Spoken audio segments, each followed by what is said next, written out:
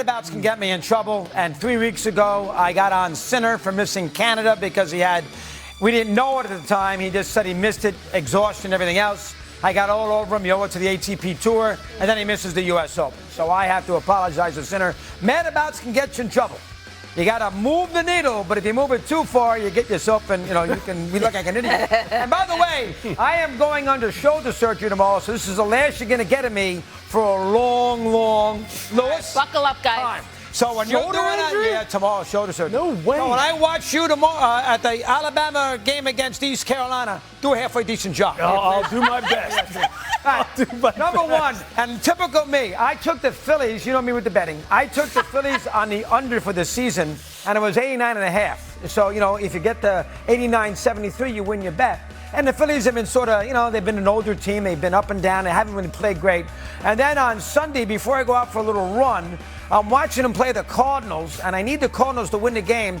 Look at the score. It's 4-0, bottom of the ninth. There was 2 out men on second, and then base hit after base hit. Phillies rounding the bases. The game was, Phillies had won 8 in a row. You figure they're probably going to lose a game. The reliever, O'Brien, was terrible. He gives up another base hit here, which tied the game up. He threw 39 pitches in the game. Oliver Marmol, get him out of the game.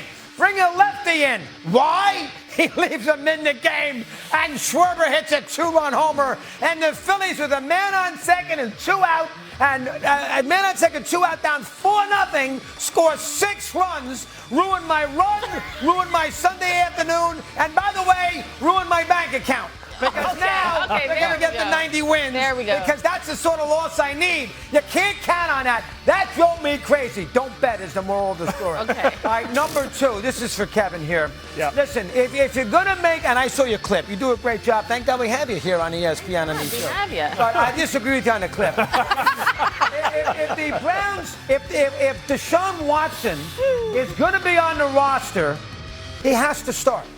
Ooh. All right?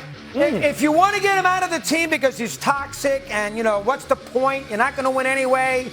Play somebody else, develop down the road. I'll buy that argument. But if he is going to be on your roster because you don't want to have the cap money, the dead cap money, and you still somehow have hope, if that is your take, and that obviously is what Jimmy Haslam, the owner, wants to do, well, then he's got to start. Joe Thomas came on radio this week with us, and he was, the Hall of Fame left tackle, who's no longer there with Cleveland. He said he went to every practice and watched every exhibition game. He thought Watson was the best player in camp. Well, if he's the best player in camp, he's got to play. That's as simple as that. If not, get him off the team and play somebody else. And listen, I don't want to go too crazy on this, but I do think there's too much Shedeur Sanders love. That, if it was Dylan Gabriel was the backup, maybe we wouldn't be making such a big deal that it was obviously Watson was the starter. I think we're so dying to see Shedeur get a full chance to play 14, 15 games. I know Lewis loves them. And we haven't really seen that yet. And this sort of derails it. And I think that overrates the scenario. Bottom line is, he's on the football team. Number 2, they played their first 2 games on the road.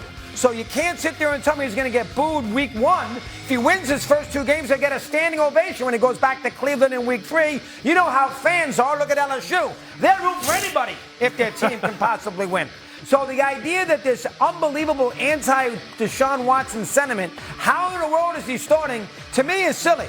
If he's on the team and the owner decided to keep him on the team, and if he played better in the 3 months or 6 weeks of training camp, he has to start. All right, I want to leave it there. 3 of the first 5 games are on the road.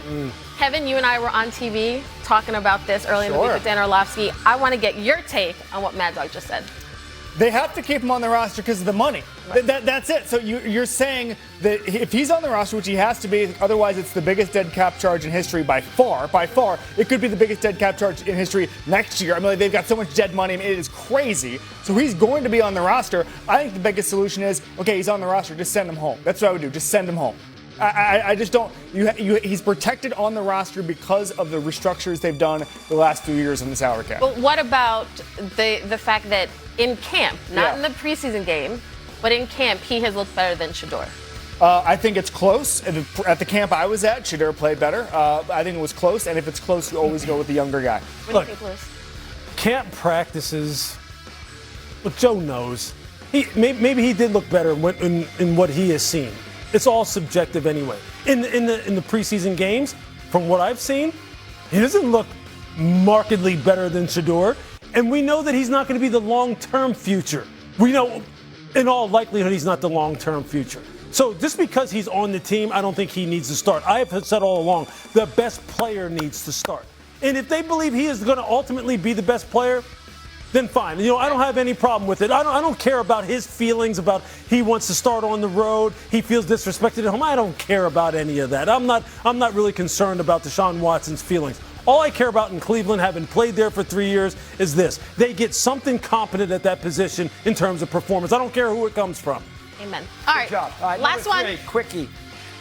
When baseball spring training ends in March 25th, the baseball season starts in 36 hours. Opening day, big day, festive afternoon of Friday. When the NBA ends, regular preseason, Knicks Sixers will play in 2 days, 3 days.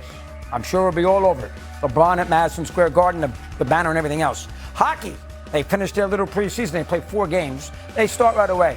It drives me crazy.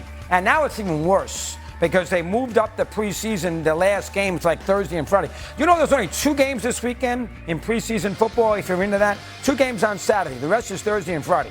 Let's forget the Seattle game for a second. It's an outlier game. And in Melbourne, Australia is Melbourne, Australia with the Rams. You got to wait 15 days before you get NFL regular season.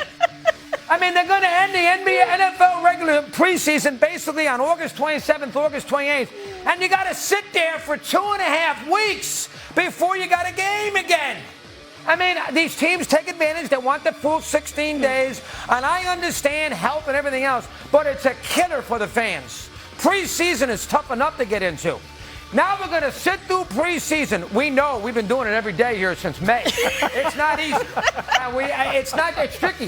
You do it every day. Lewis is in on 2 shows. I only got to do it once a week. Lewis and Kevin are in every day. You got to do it until August 27th. Oh, and then, by the way, guys, there's no football. You want to make a big deal about the Seahawks game against the Patriots? It's only 1 game. The first Sunday of the year, week 1.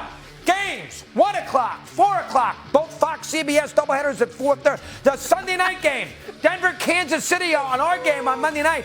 It's 17 days away, for crying out loud.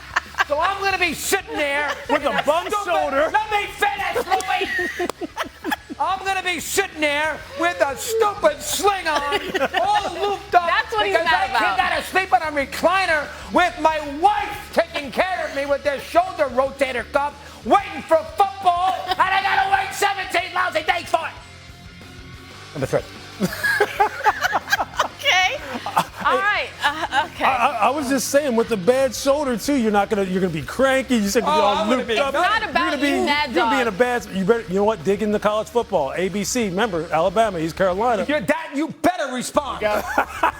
Miami, Stanford on Friday night, the week before. There you go. That's not terrible. And I got Belichick Saturday. I can get into that. There you Plus, go. I got the U.S. Open tennis. I'll find a way and root against the Phillies. I'll find a way. But it's 17 days. It drives you Is crazy. that what you're doing? You're getting rotator cuff? Yeah, don't remind me, Lewis. Oh, my I heard it on May 1st. Oh, Wow. You're tough. 3.5 months. Okay. Soldier on. All right. Well, speaking of college football, the college